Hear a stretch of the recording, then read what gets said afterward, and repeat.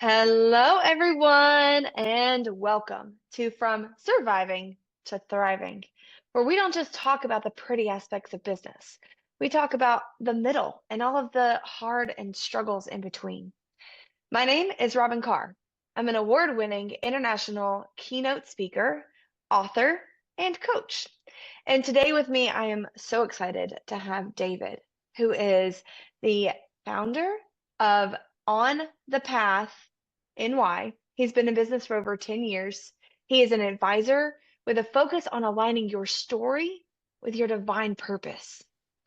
But he is also the host of Peace, Love, and Bring It Back podcast. So, David, thank you so much for joining us here today.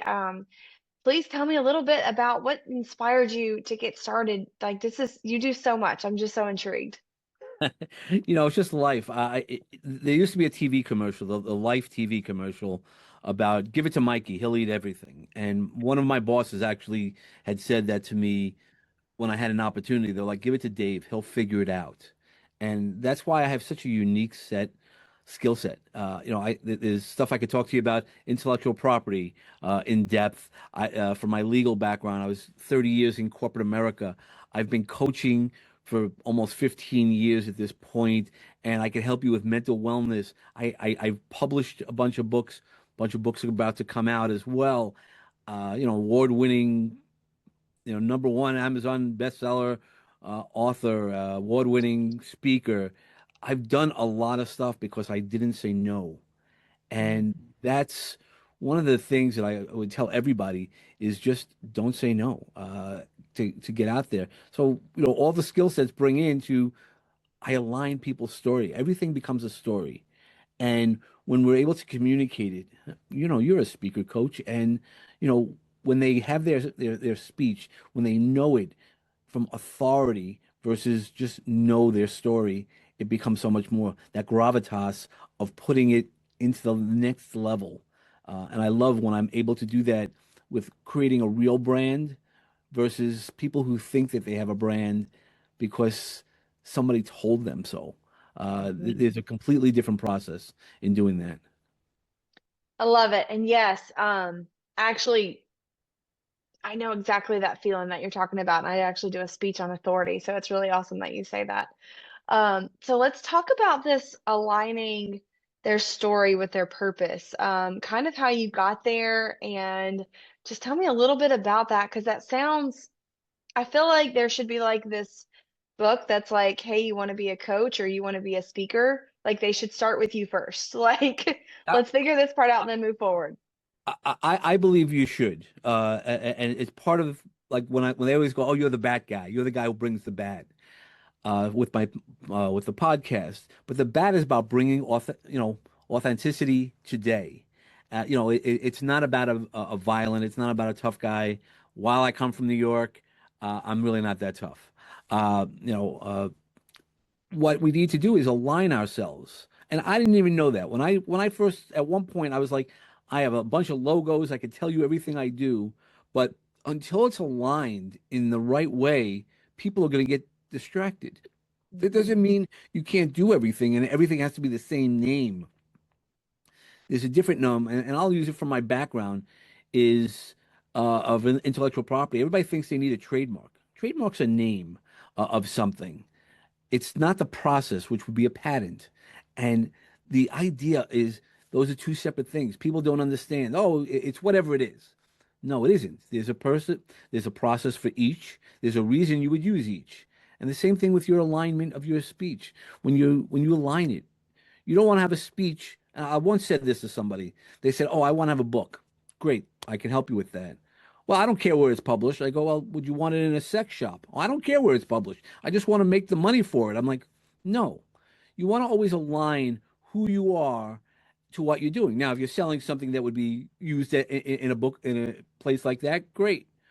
But if you're not, and that's not your ideal client, why are you doing that? Because somebody said it's great, you might sell books at it.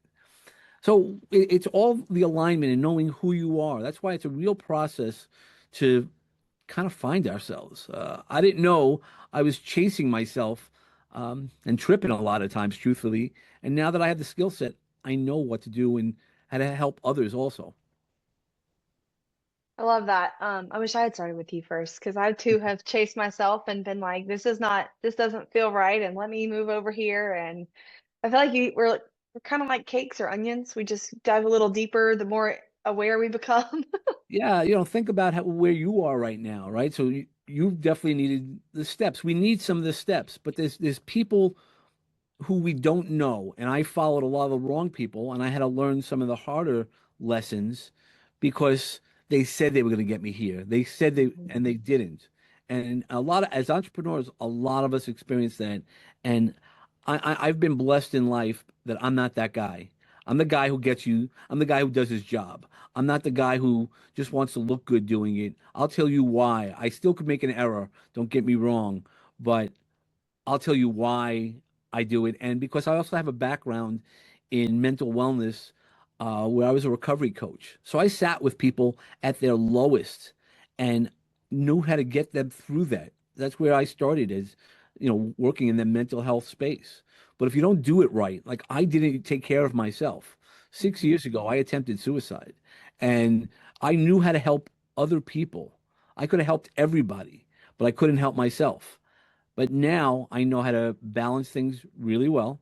Uh, just went through a very serious medical condition because I wasn't, didn't eat right most of my life. But they're like, you're as calm as possible. Do you understand what's going on? I'm like, yeah, I understand completely. There's nothing I could do to change any of my past, but I know how to walk much clearer now in my future than I ever had been.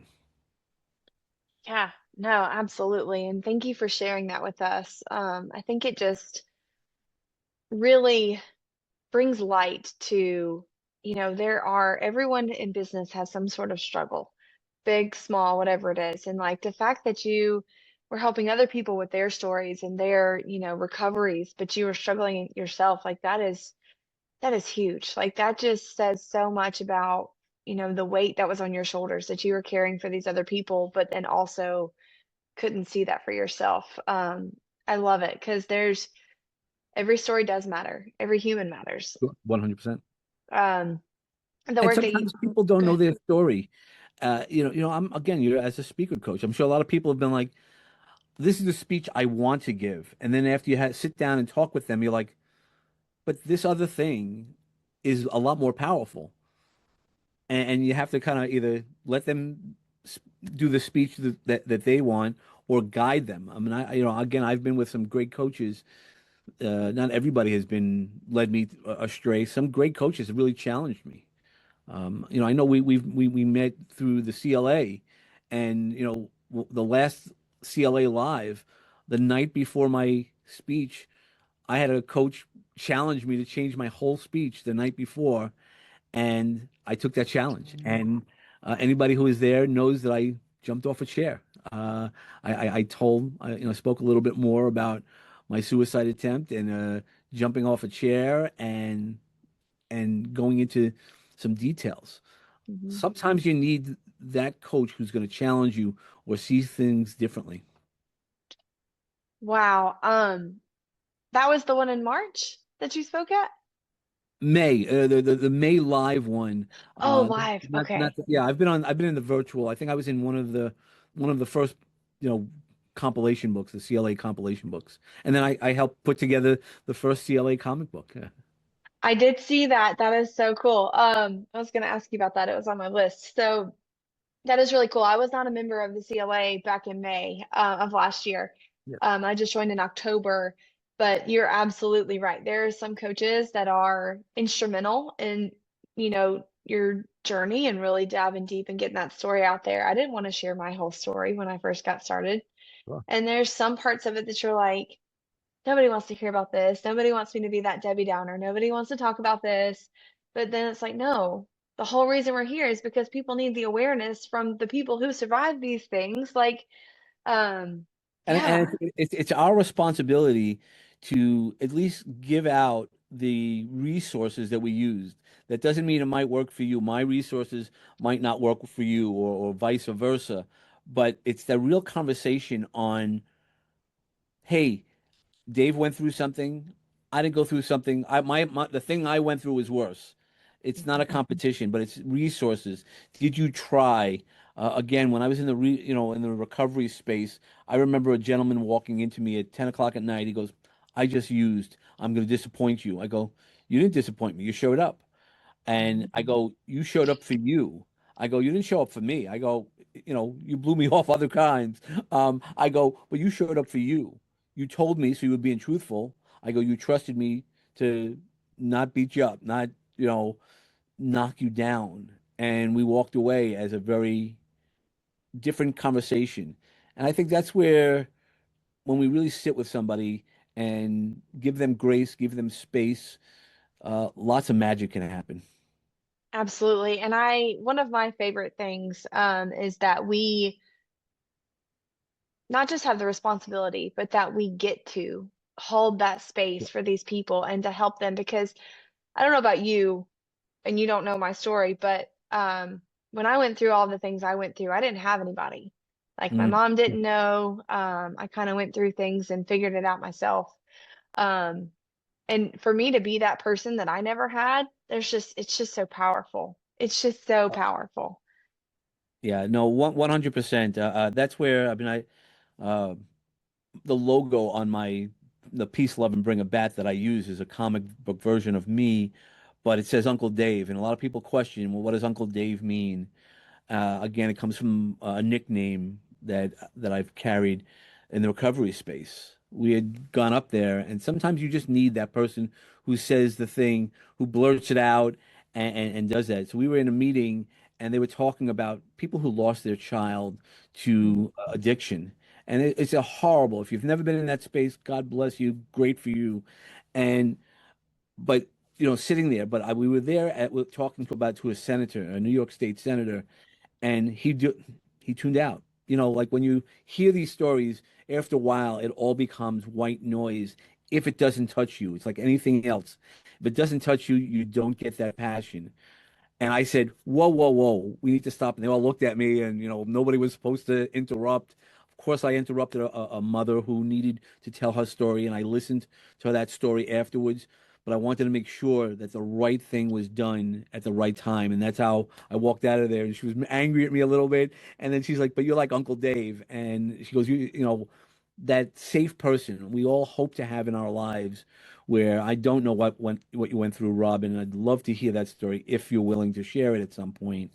But we have that one person, hopefully, that we can talk to, and it's that Uncle Dave, the uncle person, in a good way, uh, who you can't tell mom and dad, but Uncle Dave will sit with you no matter what you did and figure out a solution. It might not be the right solution. It might be something that you don't like to do, but that's what brings you to that next level.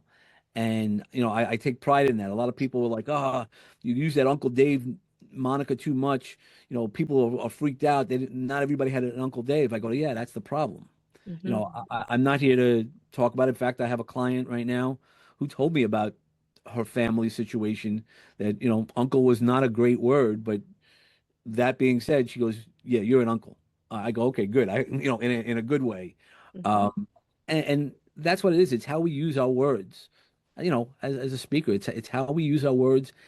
Not only what we say, the impact we leave. If it's just telling you my story, man, then I've done nothing. I've done a Mhm. disservice to the audience and everybody else. If I taught you one thing, then that's what a speaker should be doing. Absolutely. I cannot agree more with you. And I love the Uncle Dave analogy. I have or persona, maybe persona is the right word. Sure, yeah, I've so I don't have children, but I am Aunt Robin to many.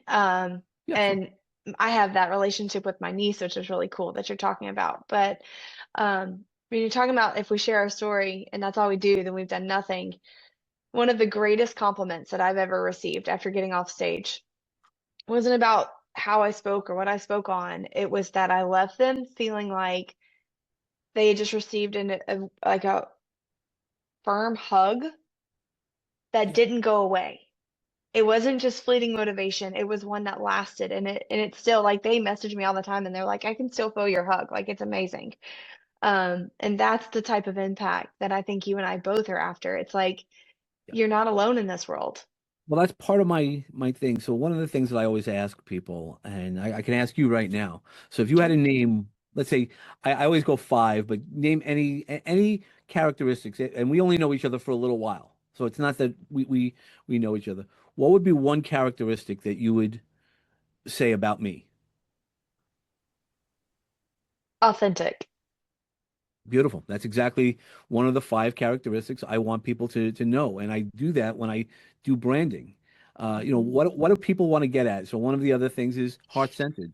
Again, if you're authentic, you're heart-centered, and I'm like this on and off the camera, away from social media, for better or for worse. I make errors on how I say things because sometimes I'm very passionate, and that Uncle Dave is really comes into one of the characteristics of that safe space. Hmm. So that's what's important is a safe space to tell me your story. And while we could do that it with 200 people in a room, but it's the way you do it. And that, while I might not be the best speaker in the room, I gotta tell you, when I walk off, people feel it. And the stories that I do, I mean, I had a whole room crowing like a rooster because I wore a rooster shirt and I was talking about the R's in your heart, finding Hmm. those special, resilience, you know, Hmm. recalibration, reflection. There's a lot of different ways to communicate to audiences, as you well know, and it's really fun for me to do it a bunch of different ways and to do that. That's why I usually wear the teals and the colors because I want. If they don't remember my name, Chametzky's a tough name, but I remember that guy with the bat. I remember that guy with the teal suit, and he always has teal suits. He always has something different. The rooster, who I when I got off the stage of wearing a shirt that says a rooster. Obviously, some people use different words for rooster, but Hmm. um, I was like, no, it's a rooster. The speech was the R in your heart. So Hmm. what else would I would tell you to do? And I made sure that when they crowed, it was R R R R R, not some of the other words. Yeah. You know, it was fun, and people were like, "How'd you know they were going to do that?" I was like, "I didn't know. It's like much like that night before at CLA." When I got challenged, and he was like, "No, you got to start off much better than that." He goes, "I know what's inside of you," and I was like, "How about this?" He goes, "That's sick." He goes, "If they remember nothing else, they're gonna remember that," and that's what it is. And it opened up further conversations about mental wellness and whatever your opinion of that is. That's fine, but a lot of us have found ourselves in a very dark place where we might not have done the act, but we thought about it. And if you know that dark place, we can sit there and sometimes just knowing and sharing some of your stories makes you feel better. It doesn't mean you have to tell anybody else. When I do writing, I go right down the bones. Hmm. It's a process that I go through. Write down whatever you want to whoever you want to do it to. That doesn't mean you're going to share it with them, but there's a power in writing it down. And I say, use it a bunch of different ways. Either speak it out or write it down, and you can burn it up. I've burnt up plenty of things in my fire pit because I just was like putting it out to the universe. This is what I felt, the love that I felt, the anger, the frustrations. That's where life turns completely different. Absolutely, it does. Man, you said so much, so many gems. So I'm gonna flip it for a second. We're gonna Sure. have some fun. So you asked me to list one characteristic about you. So what is one that you know about me? Like you said, we haven't known each other long, and I'm curious. You know, so I hear the way that you speak. You have a very soft approach. So to me, that's very welcoming. So that would be definitely something that I'd go welcoming. The way you carry yourself. There's a knowing piece to it. So those are at least the two that come off. I mean, again, you have a great smile. All the physical features, but from knowing you and the questions you asked and how you're paying attention, is definitely shows me that there's a caring and a soft spokenness, but a knowingness about it. Awesome. Thank you. I was just You're curious. welcome. Yeah, soft spoken. with authority. That's what it is. Yeah, And I love that you always wear teal because I don't have it today, so white's also in my brand, but teal and that kind of a seafoam green almost, that like your yeah, shirt yeah, color, yeah. absolutely in my brand. So I love that. You're talking my language. Um, It's a grounding color. it One is. of the reasons why I chose that, it's a grounding color, and everybody, I have different variants of the sea foam or the green. Like it's not clear teal, and then this is a blue teal. There's a green teal. Which one Mm-hmm. are you? I'm like, I don't really care. I like the color, and there's the grounding pieces in it. Is part of it is my Superman suit. Where do you feel comfortable? Yeah. And I expanded. Even when I get, the even the rooster shirt that I told you about before, it was a teal shirt with a red rooster and stuff like that. That's Um, awesome. yeah. So but it's where you feel comfortable. It doesn't have to be part of a brand. It's what you feel good in. Hmm. Wearing your own skin. Absolutely. And I'm glad you brought the rooster thing back up because I was going to comment on that. All I can visualize in my head, and I hope you've seen the movie, like the live action Hook from the 90s. Have you seen that? Mhm. Yeah, of course. I'm old enough. All I can imagine is Rufio and they're all chanting and like his fro and all that. That's all I'm I didn't have the fro. You really can't see it so much, but I do have a mullet. okay. Speaking about the 90s. Um, but yeah, I'll send you a picture of once we get off, I'll send you a picture of the rooster. Um, Man, it people were laughing at me the whole day, and when I got off the stage, one of my mentors, I don't know if you've met Michael Faber yet. Yes. Yeah, so he runs or he's the leader of the Unleash You, which is another great community. But the great part about it, he walked off. He goes, nobody could pull that off except for you. He Hmm. goes, he goes, I can't imagine you did that. I go, I didn't even think of it. That's when you're that true to yourself, you don't even think about the extraordinary things. I mean, I have suits that I bought during the pandemic, ready for speeches that are bright and brash. And they go, "Is that how you always are?" I'm like, "No, I also like a very quiet time." So like Hmm. sometimes the energies, but it's the story. It's I want you to remember the suit because you might not remember my name. And if you don't remember my name, that's okay. But if you remember the message, then I did my job. There's a saying in the Talmud and they mentioned it in Schindler's List. If you save one person, you save the world. And, it's so important. You don't know as a speaker who you're going to hear. There's going to be people who are not going to want to listen to you, no matter that they need the message. But there's also going to be that one person in the middle of something that really hears the message or hears it how they needed it. I have a story, uh, actually May 11th, coming up is my Phoenix Day. It was a day I was going through a divorce. Hmm. Had my girls at that point were 3 and 1, so they were very young. It was really rough. The circumstances were very rough. I didn't really know it that there was coming up, but I was sitting in a room full of 1,000 women. Madeleine Albright, who was a famous politician, and Geraldine Ferraro, the first woman who was on a ticket for president. She was going to be the vice president. Was it or the two keynote speakers? But there was all these women that were in there, and I'm thinking I have two girls. Like I would love my girls to be in a room like this at one point. And then the poem from Maya Angelou, uh, "Still I Rise," and I heard that. And while the poem doesn't mention about the phoenix, I just kept on picturing the phoenix rise. And I've celebrated it. And this year, on May 11th, that's when I'm releasing a whole bunch of new podcast episodes, as well as my books that I've been cleaning up and getting edited and released. That's what we do is we no matter where we don't think we belong, the message we give as a speaker, we don't know who's going to hear it. That person just told me a poem that had nothing to do with Phoenix, but it really has changed my life on that one day.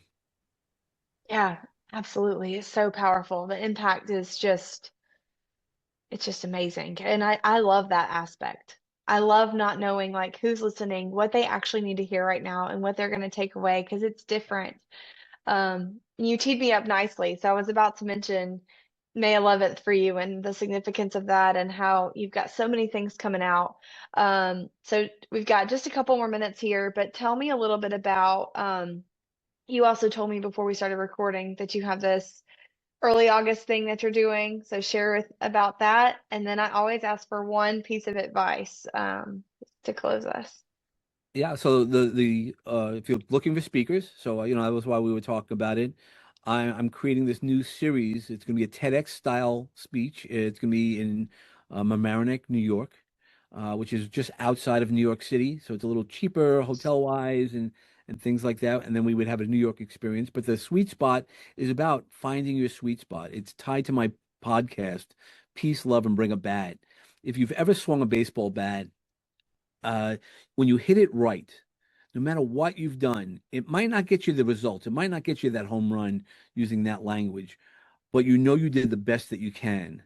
And that's what I wanted people to talk about is that sweet spot right where they're at and telling their story in the most powerful way and what they learned from that story. So it's a TEDx style event, and that's what we want to do is create the opportunity, the safe spaces uh, to have that happen. And there's an application, and I don't want to take everybody because people who aren't yet ready for that type of stage, you know, I definitely would help them, guide them, and things like that. But you have to earn those stages. That's the thing is we have to earn uh, all the recognitions and the story that we have. That doesn't mean your story isn't worth it. That just means that you need to just get there yet. You're not there yet. Absolutely. I love all of that. And the analogy with the baseball bat and that sweet spot, as a girl who dropped out of T-ball, full disclosure, I understand that sweet spot very well. I can play ball bat now better than I could when I was a kid, but that sweet spot is difficult to find. So what's one piece of advice? You've shared a million gems today, and I love all of them, but if you had one piece of advice to share with everyone, what would that be? Be true to yourself. Hmm. It's hard. Don't worry what anybody else says. Again, while I walk through streets and people make fun of my mullet, there's a lot of people who go, "Man, that's cool." Hmm. Be who you are and what makes you happy. Wear the teal suits if you want to wear a teal suit. You want to wear, whatever. Be who you are, and that's one of the meanings of the bat is be authentic today. Be your most authentic self. I did not know that acronym until just this very moment. And Yeah. oh, wow, it just like hit me. I don't know if you saw my face, but I was like, oh, Yeah. of course. That's fantastic. Thank you so much. And I needed that more than you know today. So, like you said before, I'm glad everything to is absolutely in divine timing. I'm glad to be able to offer that to you. Absolutely. Well, Dave, thank you so much. This has been an absolute pleasure. And for everyone else out there, if you're in the middle right now, I want you to know this. You're not behind, you are becoming. And that is what thriving actually looks like. Bye, y'all. Thank you.